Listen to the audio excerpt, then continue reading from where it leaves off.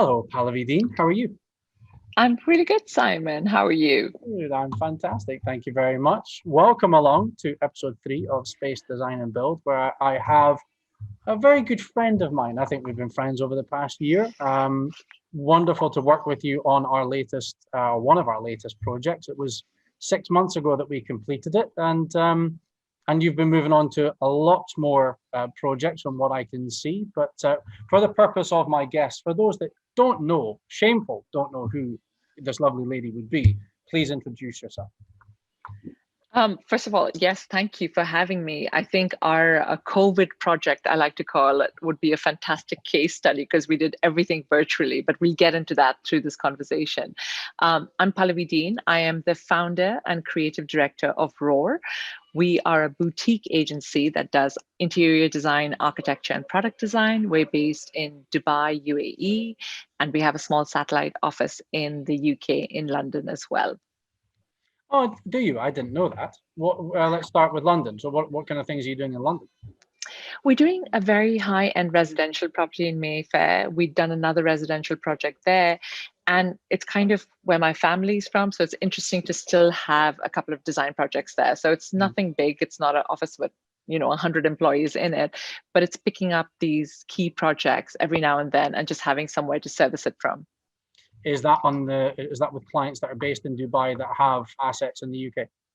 That's right. Yep. Yeah, makes sense. Or clients that we've done houses or offices for in other parts of the world. We did a fantastic property for the Tanzanian president's daughter in Dubai first, and then their home in Tanzania, and then they bought a home in the UK and they wanted us to do it. So it's just kind of an extension of existing clients.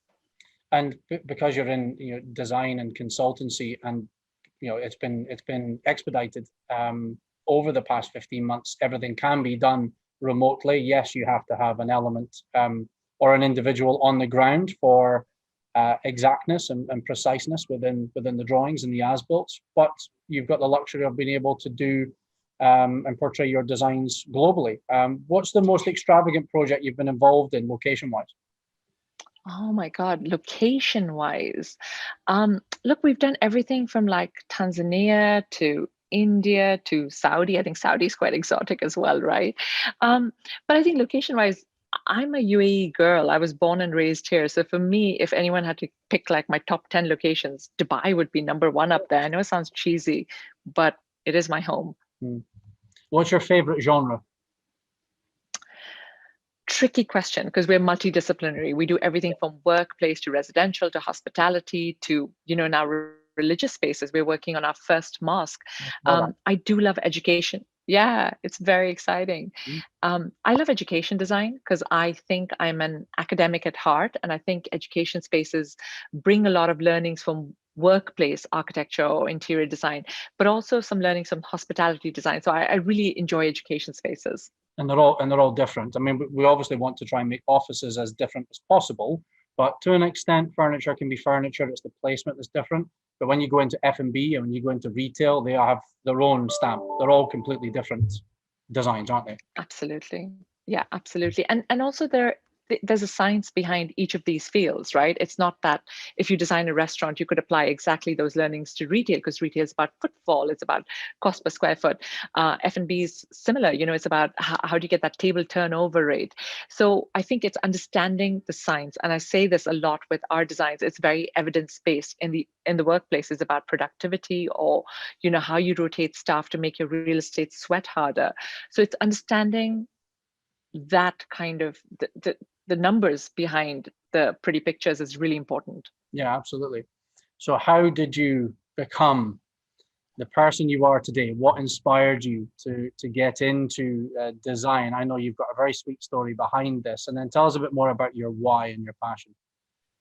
Yeah, that's a good question. Look, my father had a contracting business. So kind of growing up, he was always sketching or, building toilets or doing like little projects on the side. And he never graduated from architecture school. So as any good parent would, they want to live vicariously through their children. He pushed me in that direction. He was like, let's go to art class. Why don't you do this? Here's a new Lego set. So it kind of started as gameplay, which was interesting, but almost to rebel and protest, I didn't join architecture school. I started as a graphic designer. So I was like, I'm not going to do what you tell me to do. I'm going to do visual communications and multimedia. A rebellious And I remember, author, you do surprise me. there we go. And I remember it was my first year in architecture and design school. You have a foundation year where everybody from interior design, architecture, multimedia, everybody does that first foundation year together. And all my professors, not one, but all of them, including the graphic design professors, looked at my work and they said, your work's a little bit three-dimensional. You sure you don't want to do architecture? And I was like, really? You as well? Has my father been paying you on the side? And I think that's that was the final push I needed. And I think it was the best decision I've ever made, because I mean, I live and breathe design. It's such an extension of who I am as a person.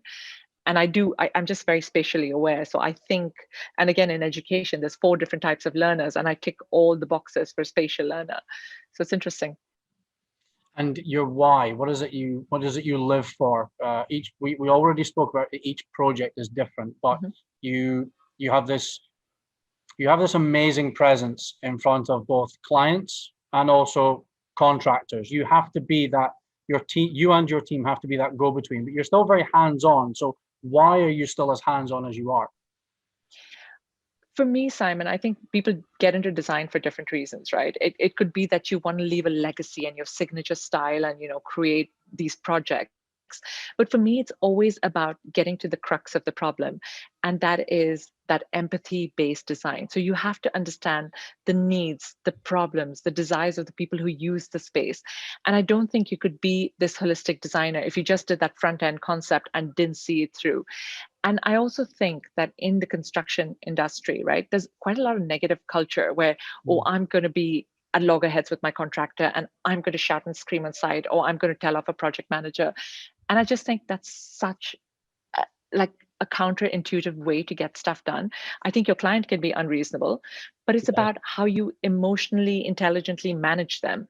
And I find that being a part of the process, when things go to site, I'm able to manage that. And I really enjoy it. I enjoy really understanding why you're so irate today.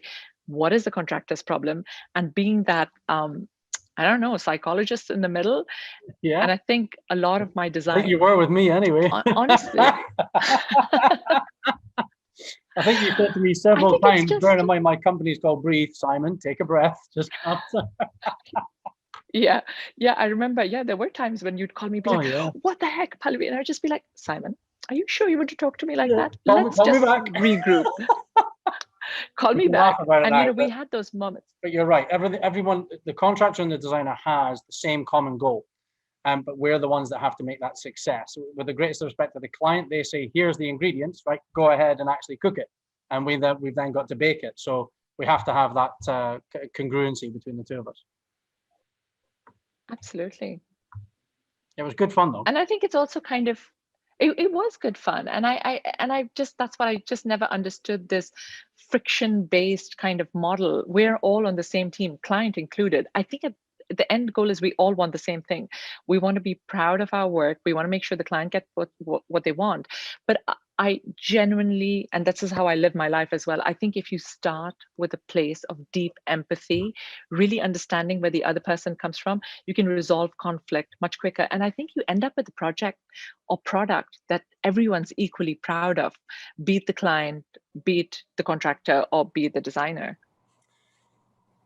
There's something that I love about design and build when you look at the space that's behind me. So this is Doha Tower, which is my favorite tower in Qatar. And this is how it's a Jean Nouvel design. And this is how it's received by the tenant. You can call it Cat A, you can call it Cat A+, because you could literally put your furniture down and you could start as long as you've got an internet connection. Zero acoustics, as you can imagine, with a Hunter Douglas glass ceiling and a Lindner Deepa, probably in the region of about $500 a square meter raised floor that isn't fit for purpose. However, to take this space and to turn it into something which we've done several times, and of course you've done several times, is the most amazing feeling I ever get when I walk onto a site. And when you see the video that you very kindly performed and edited on behalf of the client, I believe, it just, I wouldn't say it brought a tear to my eye, because that maybe sounds a little bit over dramatic. However, when you see that, and when you see where we were discussing the designs now 1 year ago, it's an amazing feeling. What do you feel when you see something come to fruition? You know, it's really interesting because we touched upon this earlier, and you said, oh, you know, we're working virtually now, so you can pretty much operate remotely. But if you think about architects and designers, we've been working remotely since we graduated from university, because the idea is like a figment of your imagination. And then you go from 3D renders, and then you get to the actual kind of constructability. So if you think about it, the way we imagine, we've always had pies in the sky, kind of, you know, and we visualize things. So it's easy to work remotely because, you know, there's that remote connection there.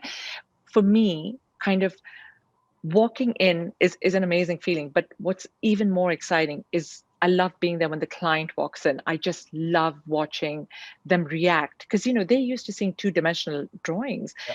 Or, you know, even if they see a visual, they don't really understand how a space is three-dimensionally. So watching them walk in and watching their expressions gives me true joy. But then even better is after 6 months or after a year, when they come back and tell me how the space has impacted their business, or how they've generated additional revenue because some clever, quick tips or tricks that we've done. I'll give you a small example. In McKinsey, when we worked on that project, we added a wellness room. And who would have thought COVID would have hit and all of that would have happened? But what a fantastic space to have now. Yeah. You know, stuff is going crazy in the world. I need to get away, do a 10-minute meditation, get my Calm app on. Brilliant. We built that and we baked that into the design. Or the maternity room that we added. You know, the workplace has grown so much over the years, but we forget that, you know, they're breastfeeding moms out there, and we have to cater and have these spaces so that they feel welcomed into the workforce. So it's thinking about these things. Almost there's a little bit of crystal ball gazing, sorry, not glazing. Look at me, I'm still thinking. There's a bit of that as well. A bit of that as well. But, you know, thinking of those small kind of features within your design and then seeing how the clients react to it. I think that's why I do what I do. It was probably one of the hardest projects I've done. I don't mean anything against Qatar, because it's been my home for 13 years. And it's maybe an impossible question to answer, but I'm going to ask it anyway. I often see on social media yourself, Ink Interiors or Ink Group, you've got KPS, Summertown, who I know you've worked with in the past, or maybe currently now.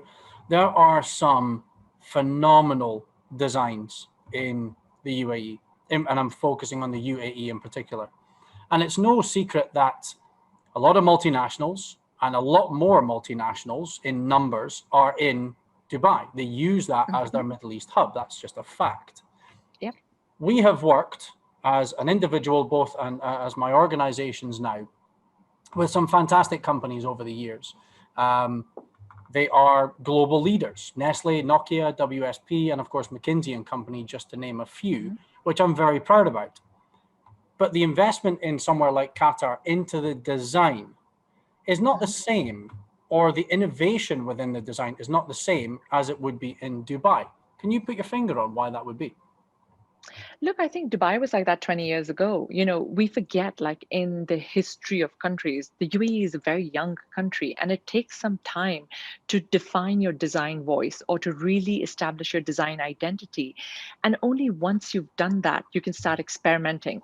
And Qatar has done a fantastic job. You know, you walk through Qatar, and I love being in Qatar because you have architecture by Rem Koolhaas, Jean Nouvel. You go out in the desert, you have a, you know, sculpture by Richard Serra. There's a hotel by Marcel Wonders. All of my favorite designers are working in that space. So I think now that Qatar is establishing its design identity, you know, the museum from I Am Pi was, I think, in many ways the beginning of that. They will become more experimental. And I think McKinsey was a great case study, right? Because you would look at you'd look at the floor plate, and any other McKinsey office, possibly regionally, would be very linear. And that's the first thing we said. No, we want a dynamic floor plate. We want to look at the flag of Qatar, use those angles within the flag, and build the space around that kind of geometry. And there wasn't a pushback. They were like, wow, that's cool. Let's do it. And I think the flow plate that we were working on, we even create a tiered seating and a raised platform. Super challenging. And we were challenging each other as well, because I said to you, Simon, I want angled glass. You were like, okay, let me see what I can do to make that happen. You didn't say no. After I went, oh no. Yes. But internally, the floor plate itself was angled. It wasn't a box. It wasn't a full floor. The gate where this is located is a very, very angular type setup architecturally. So it actually fed into your ethos and your concept. Narrative. Yeah, absolutely. And I think that's important when you start with the design. Stop starting with what's my studio signature style. Ooh, it's minimalism. Let me just make a minimalist space. You can't start there. You have to start with your context, your narrative, your client's needs, rather than just starting with, preconceived notion of what you think that space should be as a designer. Yeah. And because we did the project remotely, so we had conversations with New York, we had conversations with London, Amsterdam, obviously Dubai, at some point with India, with Terry being in India, and to an extent, I think JP was maybe in South Africa at some point. Globally, literally, and then of course Qatar. I'm sure I had traveled, and I think I might have had a call in the UK at one point as well. But it was literally spanning 3 or 4 continents, which was just phenomenal. And what we were able to implement between us was 2 things that I'm actually becoming more and more passionate about. And I'm interested to hear your thoughts on how this might be a negative or a positive for projects going forward. Hopefully the positive. The first one was the virtual walkthrough. We did the augmented reality, and I'm interested to hear your thoughts on how you feel that maybe complicates or simplifies things. But the 2 that I was focusing on was more when we were doing our project meetings, we were able to have the 4-dimensional digital scan of the overall demise, in which every stakeholder at their own timeline could walk through the demise on a fortnightly or 4-weekly basis from start to finish. And that's the next stage that we want to take the scan to. We want to show the finished article for marketing. And secondly, it was about the online project collaboration and being able to comment on the drawings and annotate on the drawings, or accept and approve or reject the material submittals from a simple software program. I found it very informative. It was a bit of a dropping us in at the deep end, but that's what a pandemic does, because we couldn't get anyone on the ground from JLL, the project manager, and yourselves, and even RVT, who were obviously the MEP designer. How did you find that the project went from a coordination perspective using that technology? And is it the way forward? It's interesting you ask that question. I don't think, actually, I'm going to be, I'm going to play the devil's advocate here. Nothing can ever replace human contact, okay? Or nothing can ever replace. Okay. Do you know how many times we went back and forth when we were choosing the carpet samples? It was waiting for you to courier something, me checking it against the fabric, sending it back to you. That was a cumbersome process. Had I been able to fly to Doha, we could have sorted that out in a week. Now, that's one aspect of it. So I don't think anything can ever replace human contact, human touch, or looking at things physically. Nothing can replace that. But I think it can cut down on a lot of unnecessary travel. So, that walkthrough, the virtual walkthrough, the process of annotating drawings, all of that can be done virtually. We don't need to have workshops in person to do that. So that part of it, there's some kind of process and respond kind of tasks. They work really well virtually, but in terms of the snagging, in terms of material selections, in terms of what's snagging? It's not right. But also in terms, Simon, you and I have never met in person. No. I mean, that's ridiculous. We know each other well. You share the same Scottish heritage as my husband. I've known Richard for ages. He's from like the other end of the glen. Yes, but that's bizarre, because I feel like I know you, but we've never actually met. But building up social capital takes time. Fortunately, I'd met the McKinsey client, and I'd established a relationship with them before the pandemic kicked off. So, I could leverage that social capital. But had we done this whole process virtually, would they really have trusted me on some of those out of the box decisions? Probably not. Because you also get a sense of the person. The same with us. If we were to say McKinsey want us to build it in Kuwait, which I've had many companies in Qatar saying that they've got a satellite office in Kuwait, for example, or even in Saudi, just over the border. Now that we can get there, can you manage that as a contractor, but we're not going to meet face to face, and we virtually project manage it? Probably not. No. So I think it has its advantages. And I really think we did a lot of unnecessary travel previously, right? Workshops, meetings, we had a weekly meeting easily, all that kind of stuff, drawing annotations, coordination on small details can be done remotely. I would say 60% of the time, or maybe even 70% of the time, but I think you need 30% contact hours. That's important. Yeah, you're never going to be able to replace that human factor. And that moves into kind of quite nicely the next sort of question and sort of subject is about where the offices are going now, which was the inspiration to start this kind of conversation podcast and YouTube and having those conversations with people like Graham, who I did work with on Nokia, and he was here twice in Qatar. He didn't come. It was all remotely managed. And the same with people like Jonathan, who was on the previous episode. Where do you think the office is going with regards to design? We've all seen, particularly in a project that is obviously very dear to us both, the McKinsey, you have numerous areas, but you don't have technically a single closed office. Everything is shared and collaborative. Where has the office gone in the last 10 years, and what has the pandemic done to that office evolution in the last 12 months? Look, I think the pandemic has only accelerated some of the trends that we were seeing anyways. I don't think, there's never going to be a revolutionary change in a decade. It's not going to happen. If you look at the office in the 1970s to an office in 2021 now, there's been slight little modifications. Yes, we've dropped the cubicle, but some people still have the screens in place. The meeting room has gone from a very formal setting to a more informal setting. So I think those changes are within the margins of 10, 20%. And where is the office going? So there's a lot of talk about the liquid work force, right? So people are going to want to work from home 2 days a week and then have touchdown spaces of 3 days a week. But this was happening anyways in America, right? People were living outside California. They had touchdown spaces. They were only coming into work 3 days, cutting down on commute time. So what COVID and the pandemic in general has done is just accelerated some of these trends. Digitization, this was a trend, all this virtual walkthrough, augmentation that you've been talking about. We were doing that, but we're going to, it's been macro charged and it's going to come into full focus. Things like shared spaces. I think the one big takeaway was like a Zoom space, because I think a lot of us are having these one-on-one meetings and we don't want to disturb the open workplace. So we go into these deep work pods. But again, we were doing deep work pods before as well. I think bringing and engaging women back into the workforce is going to be a key feature. Wellness is a huge move within office design. So in McKinsey, we have treadmills, we had a TRX band. No one's expecting you to do, your full gym workout, but have a little walk, get your 1,000 steps in when you're doing a call, and just stretch out with the TRX band.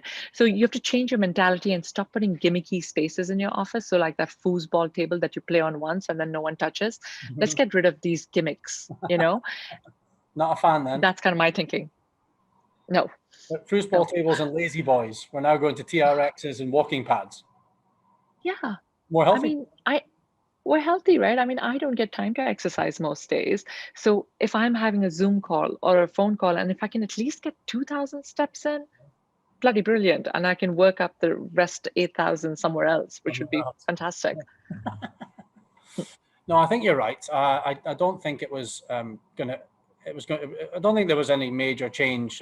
The Zoom, I think the fact that video calls, you look at someone that has a role around a region or the Middle East and North Africa, regional managers, sales directors, these country managers, vice presidents, they were flying all over the place, and now they can do everything majority remotely, and they maybe only fly once a quarter rather than once a month. So it does have a positive impact on companies from that perspective as well.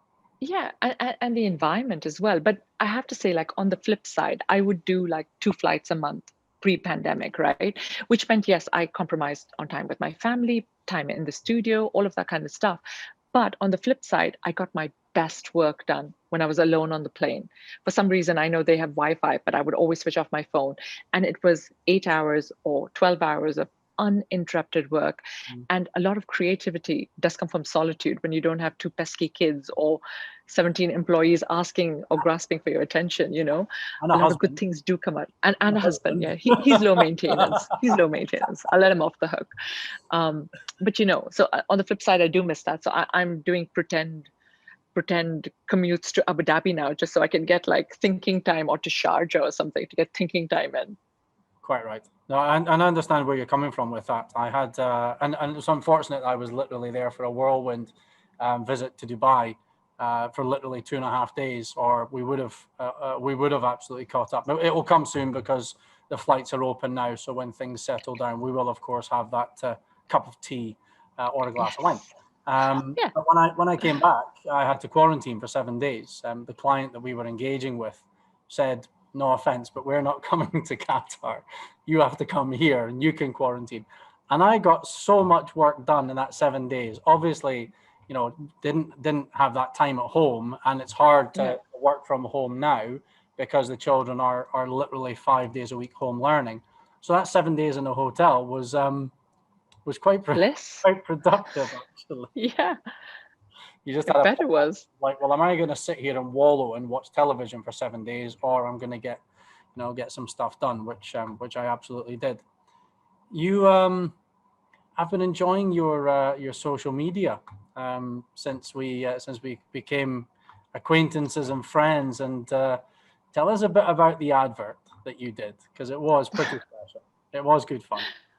Okay, I'm going to first bust this myth around social media, right? I've been doing social media for 8 years. And, you know, when I first started doing it, everybody was like, oh my God, my work can speak for itself. I don't need to be out there. Can I use the word bullshit? I'm just going to use it. Okay, BS. Okay, BS. It is a free marketing tool. If you're not using it, you're really missing a trick. And it's not like I go on social media and say, hey guys, look at this new bag I've got, or my new shoes. No, I'm talking about my work. I'm talking about my process. So let's separate those two. I'm not pretending to be an influencer. I have no interest in that. I went to 8 years of architecture school. You know, if I wanted to be an influencer, I would have probably dropped out at 18. So I'm using social media as a marketing tool for my work, and I'm proud of my work. So why not sing and shout about it? If I don't do it, who's going to do it for me, Simon? So that's number one. So people have to drop this stigma around social media. It's not vacuous. It's the stuff we do, at least on our page. I'd like to think it's intelligent, and it's got a sense of humor. So it's got personality, but it's also intelligent stuff. And it's slightly narcissist, but it's not individual narcissist. It's about the work. So that's number one. Number two, it's when you do that, obviously you attract brand reach as well. 2 years ago, LG came to me and they wanted to do a campaign around the products. And, you know, we get these requests all the time. And I pick and choose them. Obviously, I don't do that influencer stuff. So I pick and choose who I want to collaborate with and who I want to work with. LG was a fantastic brand collaboration. And then recently, Porsche approached us and they were like, oh, we'd love to do your story. I was like, you, Porsche, like my favorite car brand in the world. You want to do a story on me? This is hilarious. Mine too. That's why I brought it up, because I'm a massive Porsche fan. I've had one old model, but I need to get the new one. That's what I'm working towards anyway. Yeah, there we go. We all need that kind of, and that was my big midlife kind of goal to, you know, I'm 40. I just turned 40 in February, and I wanted a nice car before I got there. So coincidentally, I bought a Porsche last year, and they didn't know about this. They were like, it's a new ad. I was like, which car is it for? And they were like, it's for the Panamera. I was like, are you kidding me? That's what I drive. And they were like, you drive a Panamera? And, you know, it was like the stars were aligned. And this and again, it's not frivolous. I chose Porsche because, first of all, it's a brand that resonates with me. It's the car that I actually drive. And when they said they wanted to do a story on me, and I was like, oh, what kind of story? Like, it's going to be like cheesy. They're like, no, just kind of your projects and talk about your journey. I was like, yeah, great. And they wanted my kids to be a part of it. And I was like, wow, that's pretty cool. I can show this at my kid's wedding. I mean, it's all about me, but who cares? But it was, it was a fun collaboration.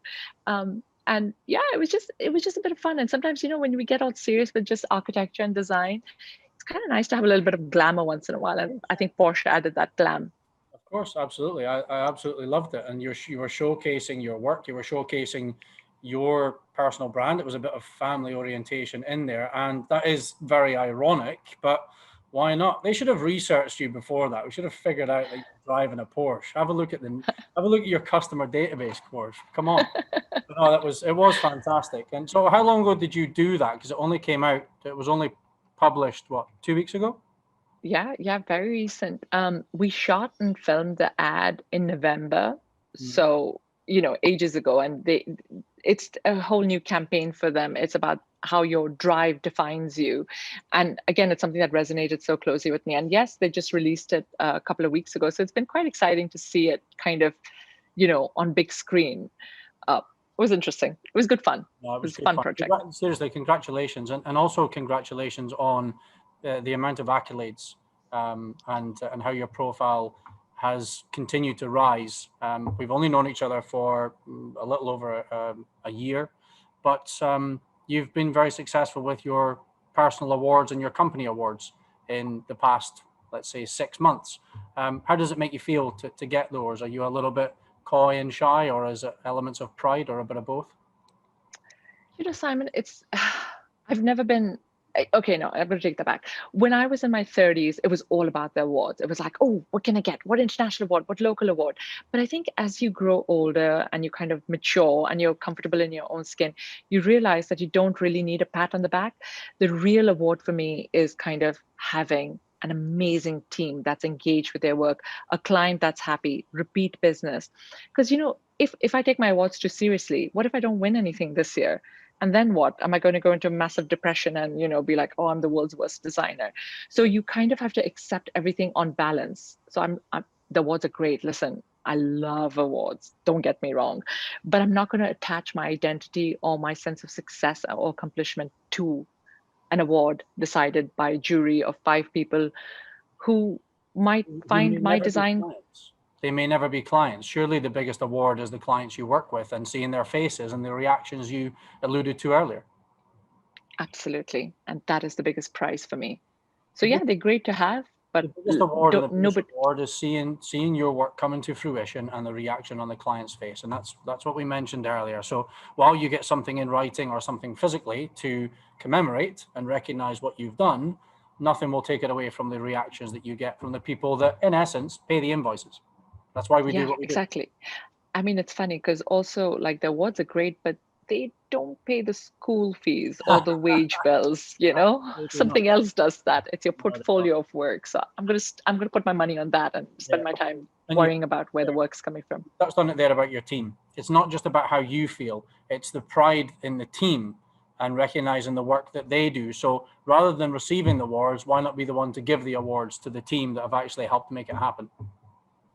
Yeah, it's really interesting. I've never really understood this concept of a Starchitect. Anything that comes out of a studio is not Pallavi. It's genuinely raw. It's a whole bunch of talented people that come together to create magic. And I think, like, again, with the awards, because it's a great night out. I don't even go. I'll be like to the team, why don't you guys go? Have a good night out. Enjoy your success. Go up on stage, collect it. And again, I think this only comes with age and a level of maturity, because I was the one hungry for the awards not long ago, 10 years ago. But I'm kind of over it. And I'm so proud of myself that I've come on the other side and I can just acknowledge I'm good enough without having that external kind of pat on the back. Without someone else telling you, then you believe it in yourself. I should have asked you this question probably closer to the start, but your signatures and a lot of your social media shows formerly Pallavi Dean Interior, which then emerged into Roar. Give us a bit of a background on where and why that changed. What was the thought process to create a new brand rather than an individual brand?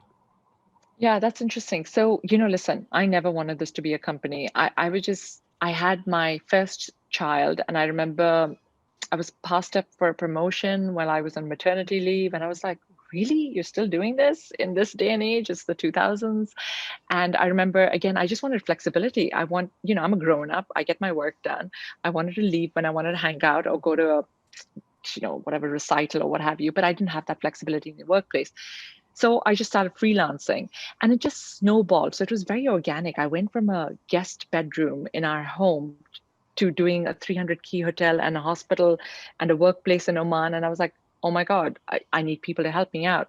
So because it happened so organically, I just did the first name that came to my head when I started the company, Pallavi Dean Interiors, because, me in a guest room, that's just me. But as we grew, it wasn't just me. It was a whole bunch of talented people. And I thought it was a bit narcissist to have just my name on the door.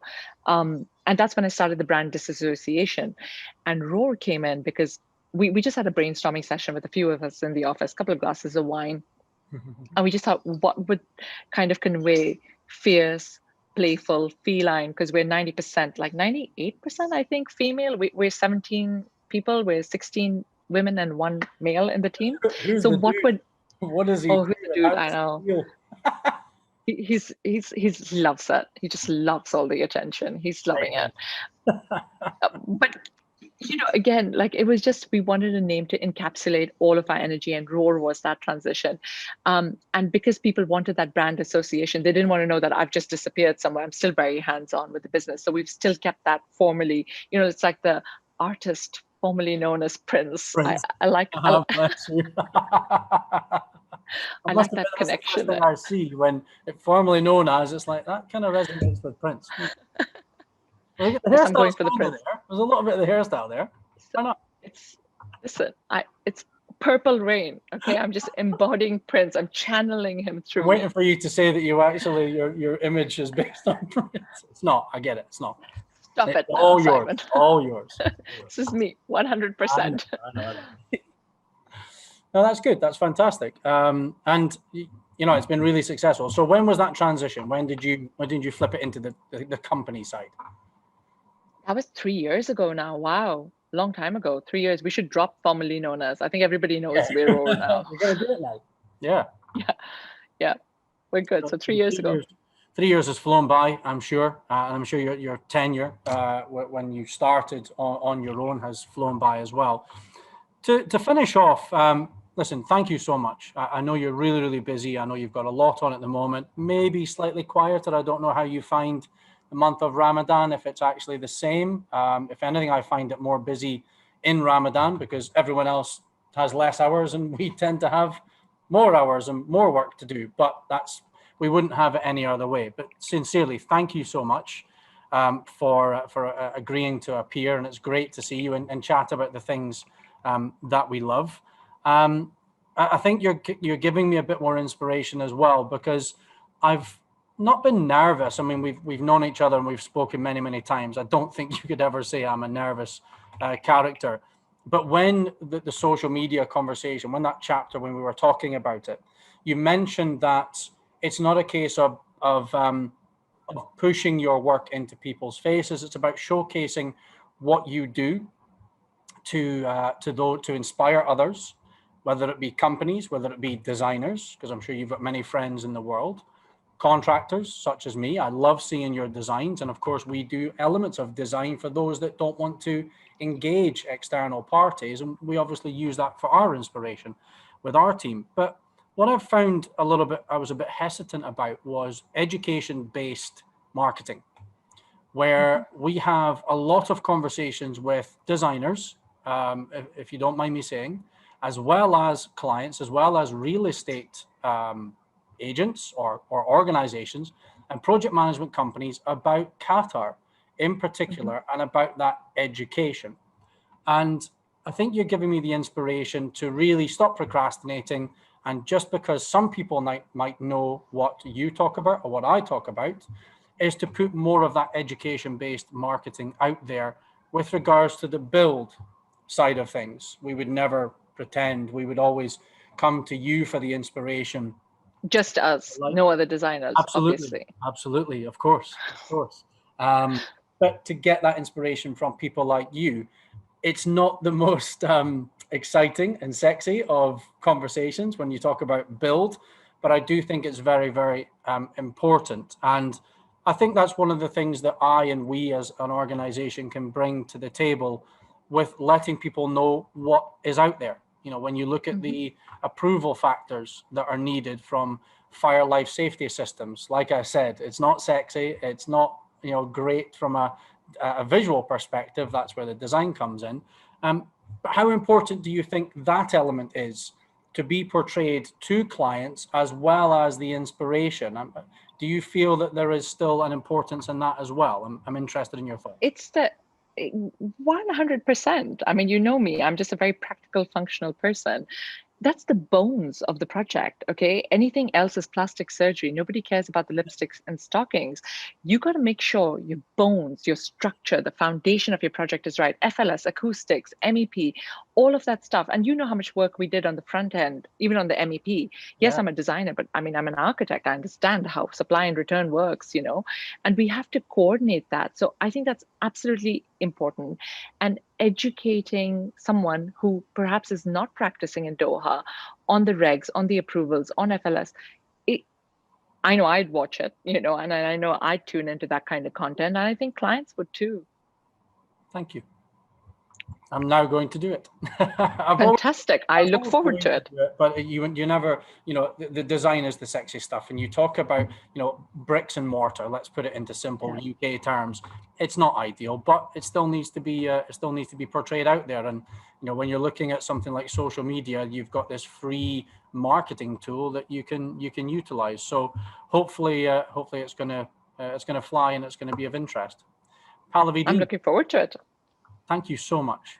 Really appreciate it. Thank you, Simon. Thank you for having me. Start of your week. I think we've had some great fun. Hopefully we'll do it again sometime, and maybe we'll do it face to face when I can get over to Dubai.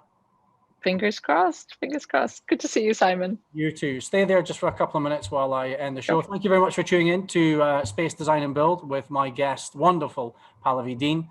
This has been episode 3. This will go out next week. Thank you for your time, and we'll see you next time. Bye-bye.